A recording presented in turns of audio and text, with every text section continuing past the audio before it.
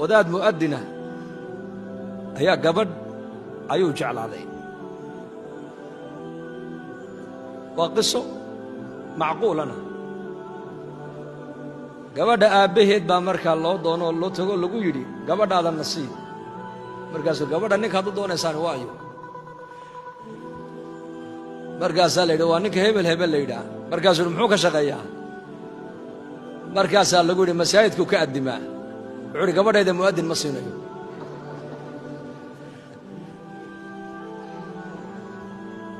gabadhuna markaa ninkaa runtii waa nin khayr ay ku ogto way iska doonayso way jeclay. ninkuna gabadha uu jeclaa. ninkii baa loo yimid oo la yidhi warniyo waa odaygii gabadha uu kuu diiday. sababna wuxuu ka dhigay cillad wuxuu odaygu ka dhigay war ninku waa mu'adin. mu'adiniintana waa la og yaho qol yaro maskiidka ku yaalla ayay degan yihiina gabadheeda ma qolkaabuu rabaa inuu la taga buu yidhi. markaasuu yidhi bal waayahay iska daaya buu yidhi. gabadhii buu yidhi naadee waayahay bal adna iska sabir anna waa sabriya ilaahay aan barino. sannad kadib ayaa ninkii wuu fikiray markaa qorshaa ilaahay qalbigiisa ku sharxay. ilaa shay markaad jeclaato ee lagaa hor joogsado hadhi maysida xeelad baad raadinaysaa shayga aad ku gaadhid. markaasuu odayaashiibu u yeedho wuxuu yidhi war ninkii odayga ahaa iigu noqdo oo gabadhii maaragtaane ha la ii doono. markaasaa lagu yidhi war waagii dhoweyd baan meesha ku lugo'onay hana lugoyne adeer masaajidkaaga ka addimo iska fadhi bay ku yidhahdeen. markaasuu yidhi maya ku noqda waxaad iga gaadhsiisaan odayga uu kiin weyddiin doonaaye ku dhahada ninku waa ninkii laakiin ninkii shaqo fiican buu helay iminka shaquu qabtay. markaasay ku yidhahdeen war shaqada aad qabatay maxay tahay?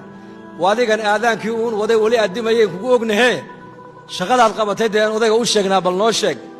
waxaad ku tidhaahdaa ninkii mu'adinka aad ku ogaydad gabadha u diidday aqalka boqorka qasrigiisa qasriga boqorkaa ninkii shaqo laga siiyo xafiis baa loo dhiibo boqorku la shaqeeyaa.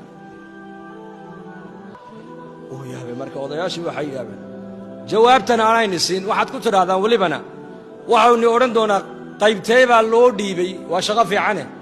waxaad ku tidhaahdaan waxaa loo dhiibay shacabka iyo boqorka ayuu u kala dhaxeeyaayo shacabka ayuu boqorka ku soo xidhaa.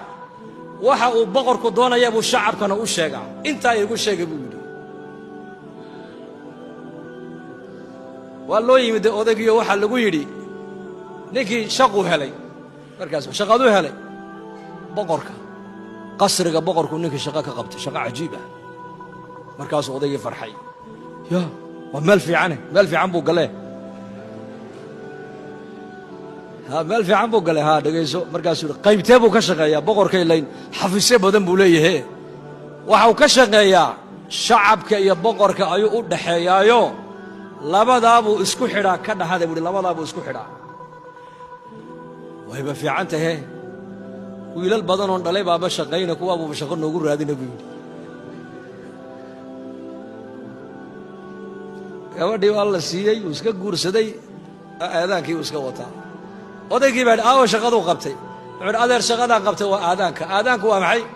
aqalkan waa aqalkii boqorka weeyaan malika almuluuk aqalkiisii weeyaan. mu'adinku waxau ka shaqeeyaa shaqo kale ma qabtee ilaahayo addoommihiisu isku xidhaa mu'adinku. salaaddu markay gaadho ayuu mu'adinku masaajidka xagga sare u baxayaa. xaya cala asalaax xaya cala alfalaax buu leeyahay. kii meheradda ku dhex jiray meheradda dhex joogay ayuu leeyahay ilaahay amarkiisii baa gaadhay. salaaddii wakhtigeedii baa gaadhay. liibaanta xilligeedii baa la gaadhay. kaalayoo amarka ilaahay gudo waad ku liibaanaysaa buu leeyahay mu'adinku. marka innagu zamankan maanta aan joogno waa zaman dadka maaddada ayaa kor martay. maaddada waxaa dhacda dadku dadka inay ku qiimeeyaan muxuu asbaab adduunye uu haystaa. walaakiin zamankii nebigeenna calayhi salaatu wasalaam qofka waxaa lagu qiimaynaayey diinta qofku uu leeyahay baa lagu qiimaynaayey.